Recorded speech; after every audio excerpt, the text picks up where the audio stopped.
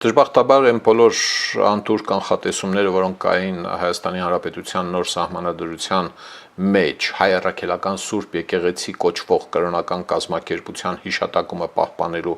մասին հաստատվում են եւ ուղիղ հարցերին ընդդիմությունից եւ ընդդիմությունից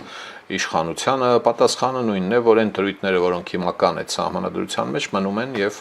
մնալու են դրանք չեն կպնելու, սա նշանակում է, որ պետական իշխանությունը որոշել է,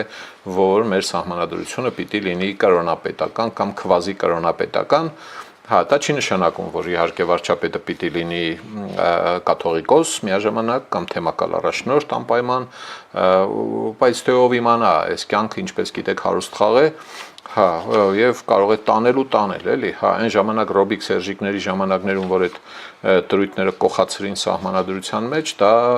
հայ առաքելական Սուրբ եկեղեցի կրոնական կազմակերպության հետ ջանուղուրբան լինելու, ծեռով ծեռ լվանալու, երկու ծեռով երես լվանալու, իրար սատարելու ամեն տեսակ հանցագործություն զանցանք կատարելու ժամանակ, որ եկեղեցին ծպտուն չանի, եկեղեցին էլ ունենա փառահեղ արտոնություններ, մի կերպ կարելի է հասկանալ, չհանդուրժել, չընդունել նման բանը, ես չեմ ընդունում, 100 անգամ խոսել եմ այդ մասին, բայց հասկանալի էր, թե դա ինչի համար է արվում։ Հիմա այս դեպքում ըստ երևույթին Սրբուհի Կալյան, պարոն Փաշինյան եւ ուրիշ հնգերներ քաղաքացիական պայմանագրից որոշել են, որ լավ դե էլի բերեք չնեղացնենք հայ առաքելական քրիստոնյաներին, առավել եւս Մայրաթոր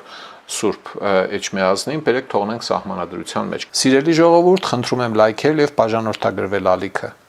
Դրանով դուք կնպաստեք, որ հաղորդումներն ավելի շատ մարդ տեսնի։